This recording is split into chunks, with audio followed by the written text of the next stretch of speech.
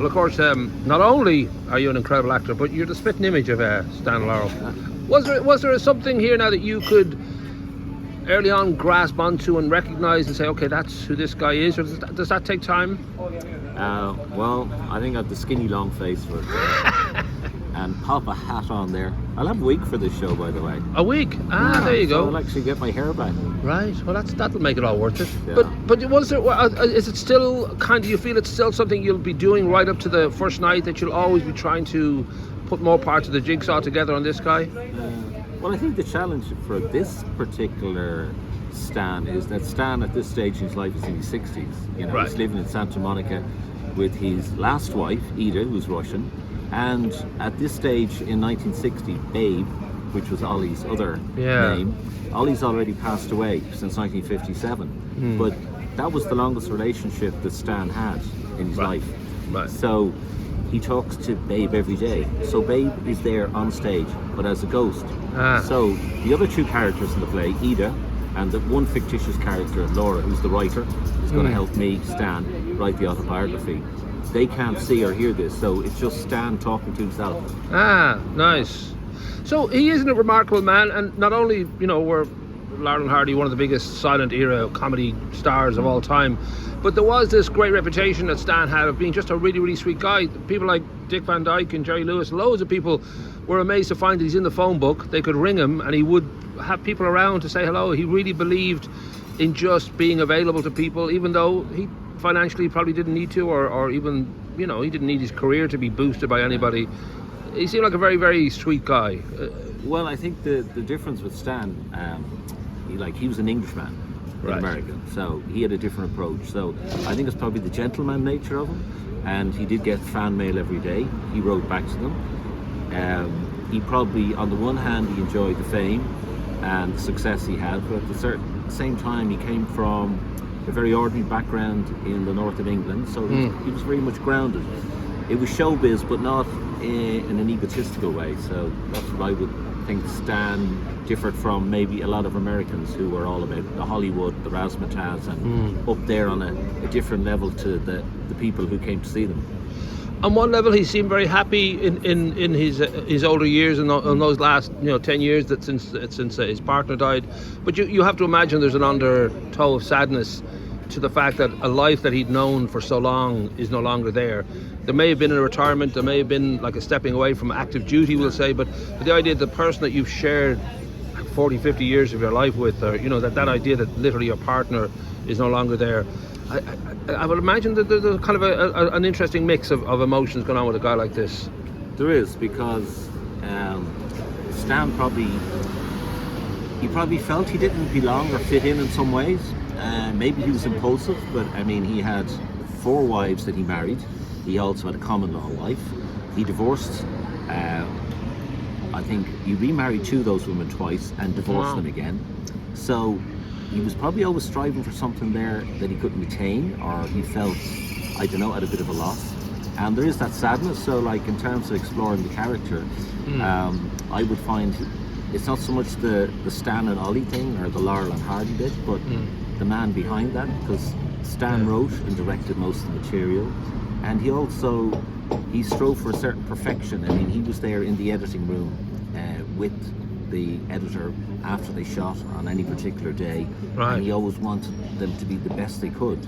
And ultimately, I mean, that's why even today they're still popular on TV. The only thing you'll notice, actually, sometimes there's a big gap between each gag or each line, and that's because back in the day the style was, so if you're in a theatre with 3,000 people, and I said a funny line to Ollie, and we know that's a laugh, you have to wait for that to get to the back of the hall for the laughter to die back down before you deliver the next one. So in today's fast moving world, sometimes it looks like there's these big halls and you're kind of saying, why are they there? But of course they like the Marx Brothers and others came out of Vaudeville, and there was just that teaching that they would often run their material live first just to see what the gag would work with people, and and that instinct then is just there all the time to sort of pause for a second to allow the laughter to not kill the next joke or the next line. But he, as I said, he was a gorgeous man in many ways. I've always had a sort of an admiration for the way he lived out his life, because it would have been easy to be reclusive, or it would have been easy to be desperate and just do that Bob Hope thing of saying yes to every job you got and being slightly a bad tribute to yourself. There's also the very simple fact of when you get to that point in your life and you sort of accept that it's near the end, there's a certain kind of, it depends on the type of person, but there is a certain kind of acceptance of life will end, and I should enjoy what I have, enjoy what I have left. Yeah. I don't know if that, I'm probably getting a bit too kind of deep for maybe the play, but I would think that's part of his his thinking too, because his best friend is passed. He must know that this is going to happen to me too. Yeah, well, I suppose it's inevitable, yeah. It's going to catch up with us all, but I suppose in his case too, there was that loneliness that he had despite being married so often, that, the one partner he had, Oliver Hardy, was gone. And that was the person that, he grieved the most. You mentioned the fact that people, they're still on television, but like the Marx Brothers and that, there is always that sense that they may just fade into being a very specialist kind of, love affair for people. People who love their comedy will dig deep and find the roots, and they're very much, like Laurel and Hardy, are very much part of that, like Chaplin and Keaton and the Marx Brothers. But you just wonder, in a TikTok generation, will this happen to survive going forward? Obviously you hope it does, but it does feel like that maybe they are destined to sort of slightly fade into it and just become a very niche kind of specialists. Wow. Who knows what can be done with AI and TikTok? Okay, maybe. God only knows. Yeah. But I mean, comedy evolves all the time. But I think they had a particular style. They were the most successful comedy duo that came out of Hollywood. Yeah. So that's there for posterity, one way or the other. Right. Now, the play's on 3 nights. Is this something that you yourself would get nervous about? Do you feel the joy of just getting up there is going to be overwhelming? I mean, how do you kind of approach when it comes to, okay, I'm getting up on stage? Every time somebody has mentioned in the last few weeks, oh, it's only 3 weeks before we're on, it's only 2 weeks. This is like, it's like starting a new job, right. Just that's sort of like going for an interview even, get this wave of bit overwhelming, and they said no, actually we've done, it's in 4 parts, 4 scenes, you half know this one, half know that one, a bit of this one, so you can put it all together. Well, I suppose nervousness and excitement are two sides of the same coin, so I have to just tell myself it's not about being nervous, it's about being excited. And when we get up there and do it, like, there's 3 great actors that I'm working with, they're all professionals. We have Michelle Costello playing Ida, my wife, Lawrence Larry plays Ollie, and Rachel Walsh plays Laura, and it's directed by Rosie Hayes, who I've worked with before on film, and it's really coming together really well.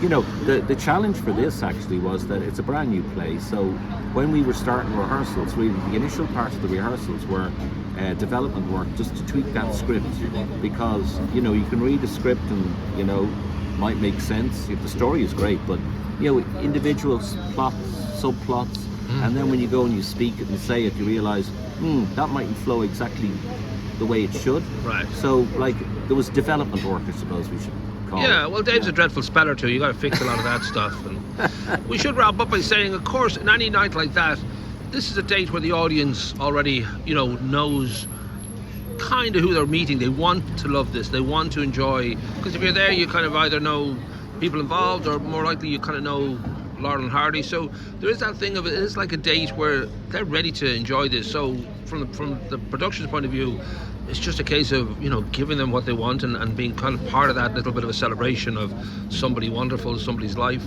So I'm guessing there's a kind of that's part of the positive feeling of that you should have in your brain too. At the same time, people want to see this, they want to be there. They will, but they'll also get to see the other side, because I mean, most people's interaction with Laurel and Hardy is watching the black and white movies on TV. So this is like the man behind Stan and Ollie, the creator, the writer, director, his own personal life, which was behind the curtain, then turmoil. Like if this was nowadays and it was like supposed to be 1960, it'd be like a behind the scenes documentary, sure, with footage. So you get to see and hear directly from the person. So this is it. This is like an insight into the man's life, because you're in Stan and Ida's apartment in Santa Monica in 1960, where his dilemma is he's paying alimony to all these women. The IRS, the tax people in America, are after him, and his only way out of this dilemma is to write his autobiography, to tell the truth, because there have been biographies, but they have not always been accurate. Did he write his autobiography in the end? I can't remember if he did an actual autobiography. I don't think there is one. Okay, so Dave's making it all up, the bastard. He makes everything up. Dirty feckin' bollocks.